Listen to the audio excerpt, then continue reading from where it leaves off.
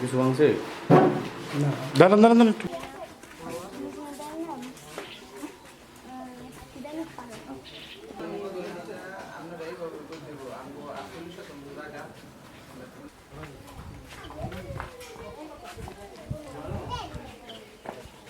জোর করে জমি দখল করতেছে ভূমিদস্যু হিসাবে।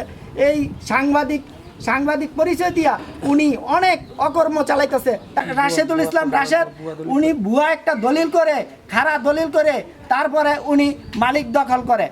আমরা জমিটা কিনছি 50 বছর আগে, কিন্তু কথিত সাংবাদিক রাশেদুল ইসলাম রাশেদ সে কিছুদিন যাবতীয় আমাদেরকে প্রচুর পরিমাণে হয়রানি করতেছে। আমরা সংখ্যালঘু সম্প্রদায়, আমরা এর প্রতিবাদ করতে গেলে আমাদের নানান ধরনের ভয়ভীতি দেখায়। 35-30 জন আসছে এখানে, এরা ঘর বাড়িতে আগুন দিয়ে ফেলাইছে, জায়গা জমি করতে আসছে।